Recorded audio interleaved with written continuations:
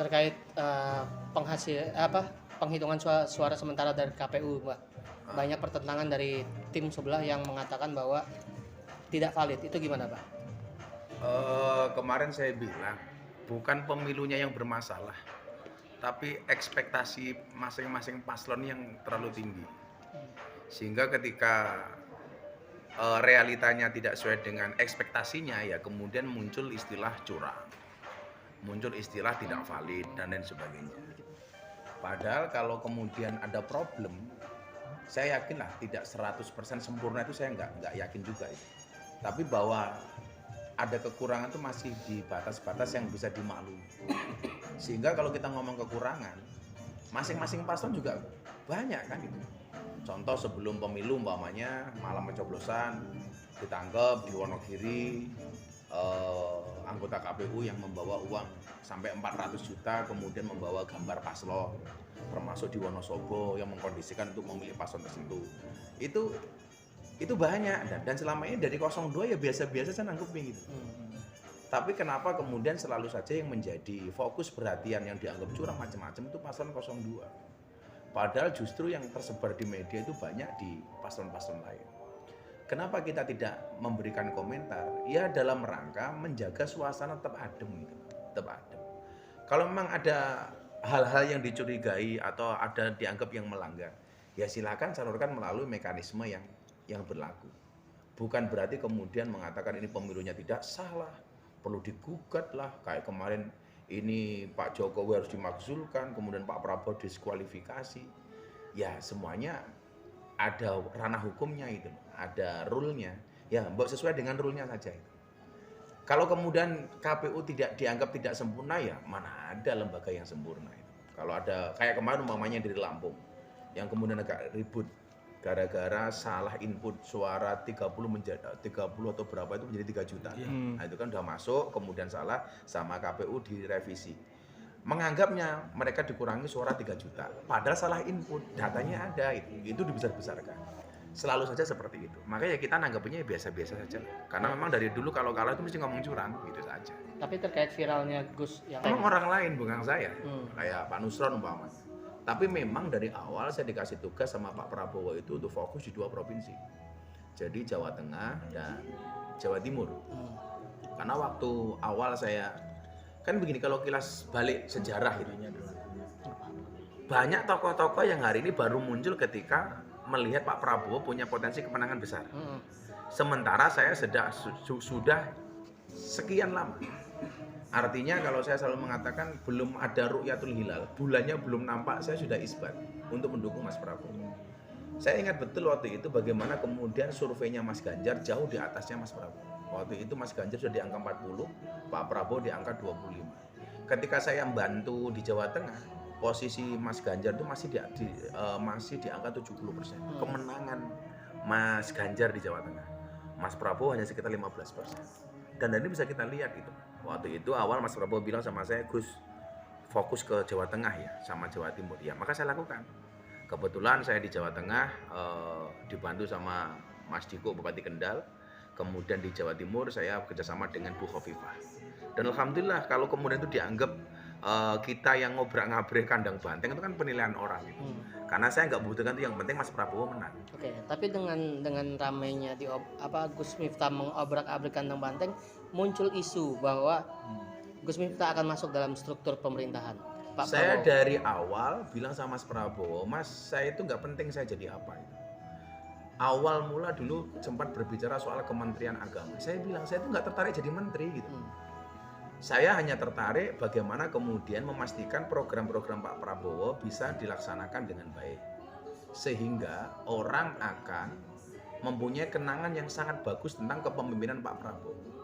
Lah tugas saya yang dari awal mendukung Pak Prabowo ini, hari ini nggak usah rebutan jabatan itu. Karena saya meyakini jabatan itu atau posisi itu akan mendekat atau bahkan akan diberikan kepada orang yang layak. Maka kalau Nabi mengatakan idza wusidal amru ila ghairi ahli fangtadirisa. Ketika satu urusan dipasrahkan kepada mereka yang bukan ahlinya, maka tunggulah saat kehancurannya. Saya nggak mau kemudian membebani Pak Prabowo, saya harus mendapatkan ini, mendapatkan itu. Maka dari awal saya nggak saya perjanjian Gus kalau nanti Pak Prabowo menang saya harus jadi ini jadi itu, enggak sama sekali. Justru hari ini saya tertarik bagaimana ke depan mengawal pemerintahan Pak Prabowo sehingga janji-janji kampanyenya seperti hilirisasi, makan gratis, kemudian food estate, susu dan lain sebagainya itu bisa berjalan dengan baik. Tugas kita ngawasi gitu. Kalau toh kemudian pada akhirnya saya mendapatkan posisi tertentu, jelas itu bukan permintaan saya. Dari awal saya bilang, enggak lah gitu. Saya masih harus ngurusi lokalisasi di Indonesia yang masih banyak belum dapat solusi. Saya masih banyak harus ngurusi teman-teman preman yang kemarin karena saya dengan Maung Hercules bagaimana teman-teman preman se-Indonesia ini bisa ngaji.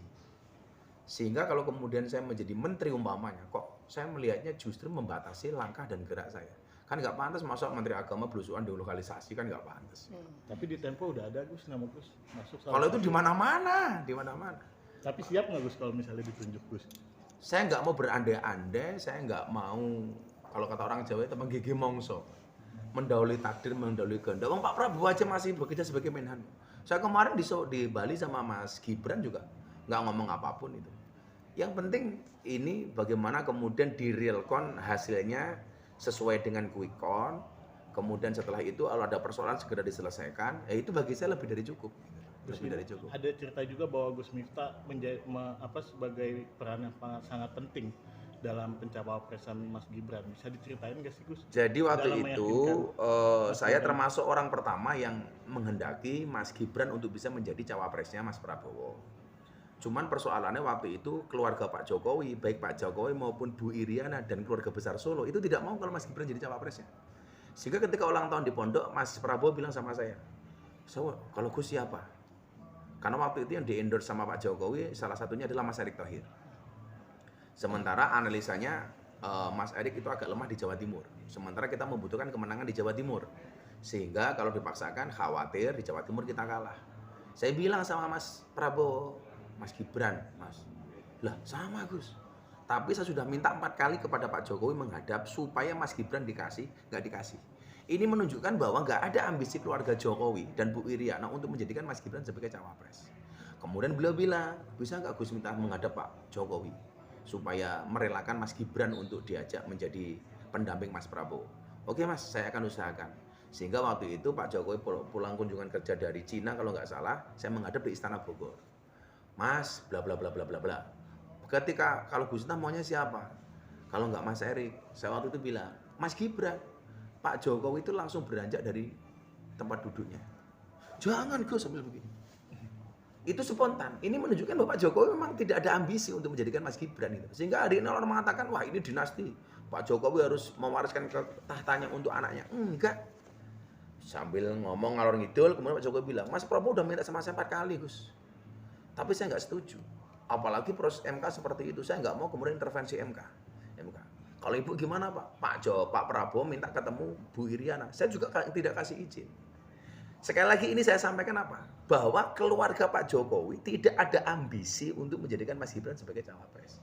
Sehingga apa yang saya sampaikan ini benar-benar bahwa keinginan untuk mencawapreskan Mas Gibran itu dari masyarakat. Ya orang-orang kayak saya ini. Saya ngeyel waktu itu. Pokoknya Mas Gibran. Kalau nggak Mas Gibran siapa Gus? Kalau nggak Mas Gibran mungkin Bu Khofifah. Karena pertimbangan saya sebagai ketua muslimah dan kedua sebagai gubernur Jawa Timur. Makanya kenapa setelah saya dari istana saya sowan Bu Khofifah waktu itu kan ada videonya itu. Nah, dalam rangka itu gitu. Nah, setelah itu saya komunikasi intensif dengan Mas Gibran. Mas Gibran ke pondok saya beberapa kali, saya ke balai kota macam-macam, ke Solo dan Mas Gibran ampun lah Gus masih banyak yang lain dan sebagainya. Sampai keluar putusan MK itu Mas Gibran masih ketemu saya. Enggak Gus, Bapak tidak mengizinkan. Bapak tidak mengizinkan. Nah, Mas Prabowo terus komunikasi dan alhamdulillah akhirnya ketemu titik temu, Mas Gibran akhirnya mau. Itu pun mau, itu sehari sebelum dideklarasikan. Sebelumnya nggak mau Pak itu. Ini menunjukkan bahwa nggak ada ambisi baik dari Pak Jokowi maupun dari Mas Gibran. Kira-kira begitu. Kalau kemudian sejak kapan Gus Miftah pengen menggabungkan Mas Prabowo dengan Mas Gibran? Saya sejak bulan puasa. Jadi waktu itu belum ada nama Gibran, belum ada. Makanya saya dulu punya pantun untuk Gibran ketika ada acara di Balai Kota Solo, saya bilang, beli gorengan dapatnya ramen. Ada Mas Gibran calon wakil presiden. Wah itu udah jauh hari. Alasannya apa sih Gus? Pernah ada mungkin bisikan atau gimana nggak sih gitu? Saya ketika haji ya, terutama ketika haji itu, saya di depan Ka'bah itu WA Mas Gibran, Mas pulang haji saya ketemu ya. Kenapa Gus? Kok saya punya firasat yang mendampingi Mas Prabowo itu Mas Gibran. Mas Gibran, itu belum ada. Waktu itu Mas Nusron Wahid hari ini yang orang sangat berpengaruh di TKN itu sebagai sekretaris, itu belum.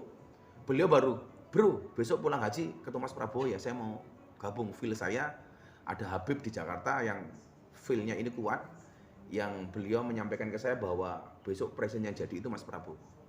Itu Mas Nusron saja belum, makanya kan kemudian Mas Nusron baru bergabung saat itu jauh sebelum pencapresan itu ditetapkan dengan membawa alumni PMI waktu itu di Kertanegara. Itu jauh sebelumnya udah ngomong sama saya di Mekah. Kalau awakmu siapa Gus? Saya bilang Mas Gibran. Jadi feel saya bahwa Mas Gibran itu punya kemampuan. Makanya Pak Jokowi bilang sama saya, Mas Gibran itu sebenarnya cerdas Gus, cuman orangnya memang pendiam. Sangat cerdas memang orangnya. Makanya dibuktikan ketika debat ternyata melebihi ekspektasi kita semuanya. Gus, nama Prabowo dan Mas Gibran itu pernah dibawa ke kiai-kiai sepuh di NU nggak sih Gus? Nah, kalau melihat ceramahnya Gus Kausar di Solo, Gus Kausar kan mengatakan acara di rumah ibunya Pak Jokowi, istighosa itu. Gus Miftah adalah orang pertama yang meyakinkan kiai-kiai sepuh bahwa Mas Gibran itu layak mendampingi Mas Prabowo. Coba dicek di YouTube atau di TikTok. Itu ada kalimat itu. Gus Miftah adalah orang pertama yang meyakinkan kiai-kiai sepuh bahwa anaknya Pak Jokowi namanya Mas Gibran itu layak mendampingi Mas Prabowo. Makanya kiai-kiai sepuh yang orang lain nggak diterima, saya diterima.